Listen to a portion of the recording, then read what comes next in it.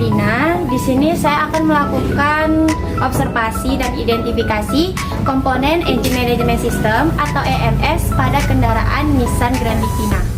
Nah, adapun tujuan saya melakukan observasi dan identifikasi ialah untuk mengetahui fungsi, letak, serta cara kerja komponen-komponen EMS berperan dalam mengontrol kinerja mesin agar lebih efisien, bertenaga, dan ramah lingkungan.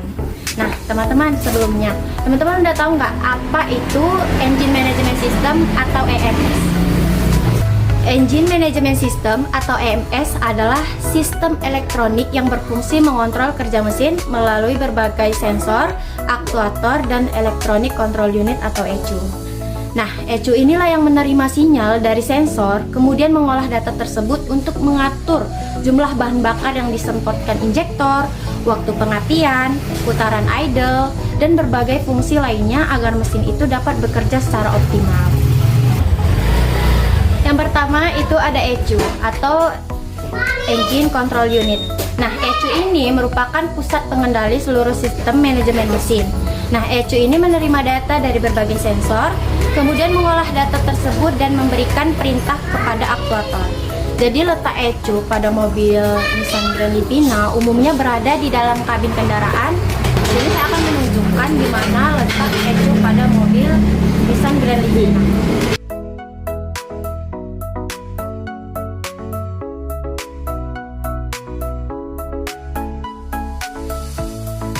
Yang kedua ada Throttle Position Sensor atau TPS. Jadi TPS itu berfungsi mendeteksi sudut bukaan throttle valve atau katup gas. Jadi saat pada akselerator diinjak, TPS itu akan mengirimkan sinyal ke ECU mengenai posisi throttle, sehingga ECU dapat menentukan jumlah bahan bakar yang tepat.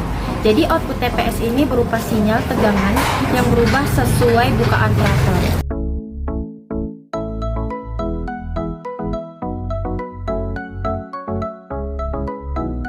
Yang ketiga ada Mass Airflow Sensor atau MAF. Jadi sensor MAF ini berfungsi mengukur jumlah udara yang masuk ke dalam mesin. Jadi data ini digunakan ECU untuk menghitung kebutuhan bahan bakar agar campuran udara dan bahan bakar tetap ideal. Jadi sensor MAF ini biasanya terletak pada saluran udara setelah filter udara.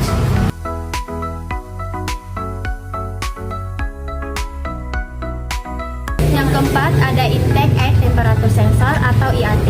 Nah, sensor IAT ini berfungsi mendeteksi suhu udara yang masuk ke mesin. Jadi semakin dingin udara, semakin padat kandungan oksigennya, sehingga ECU akan menyesuaikan jumlah bahan bakar yang akan disemprotkan.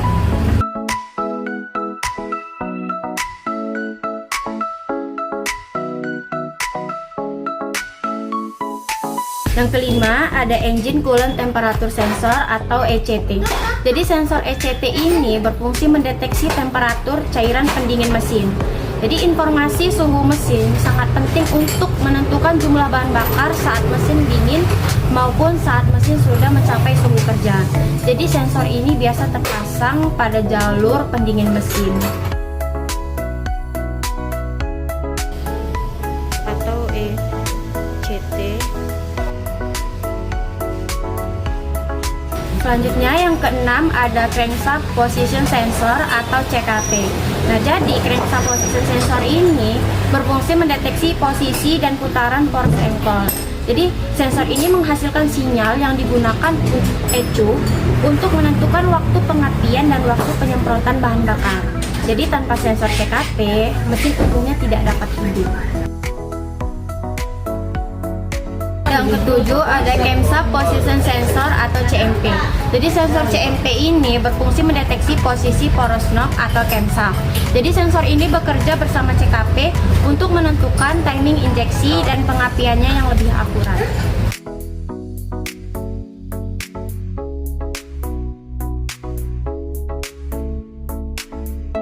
Selanjutnya yang kedelapan ada Oxygen Sensor atau O2 Sensor.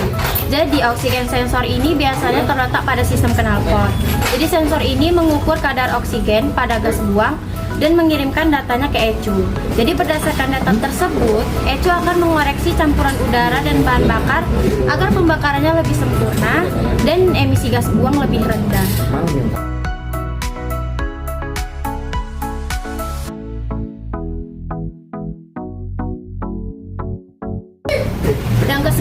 ada injektor. Jadi injektor ini merupakan aktuator yang bertugas menyemprotkan bahan bakar ke ruang bakar. Jadi jumlah dan waktu penyemprotan itu dikontrol langsung oleh ECU berdasarkan data dari sensor-sensor yang ada.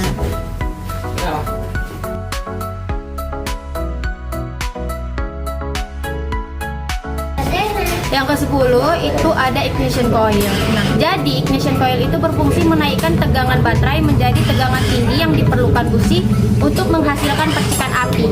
Jadi waktu pengapiannya itu diatur oleh ECU agar pembakarannya berlangsung secara optimal. Nah, jadi secara singkat, EMS itu ketika mesin dihidupkan, sensor-sensor seperti MAF, TPS, ECT, GKP, CMP, dan O2 sensor itu mengirimkan informasi ke ECU. Nah, ECU inilah yang kemudian mengolah data tersebut dan menentukan jumlah bahan bakar yang harus disemprotkan injektor. Kemudian menentukan waktu pengapian oleh ignition coil, kemudian putaran idle mesin, dan koreksi campuran udara dan bahan bakar. Jadi dengan sistem ini, mesin itu dapat bekerja lebih efisien. Dia menghasilkan tenaga yang optimal, serta mengurangi konsumsi bahan bakar. Jadi berdasarkan hasil observasi pada mobil Nissan Grand Livina, dapat disimpulkan bahwa engine management system terdiri dari berbagai sensor, aktuator, dan ECU yang saling terintegrasi.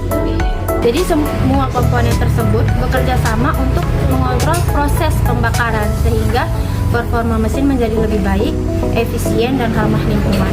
Demikian hasil observasi dan identifikasi komponen engine management system pada mobil Nissan Grand Livina yang dapat saya sampaikan. Terima kasih atas perhatian semuanya. Wassalamualaikum warahmatullahi wabarakatuh.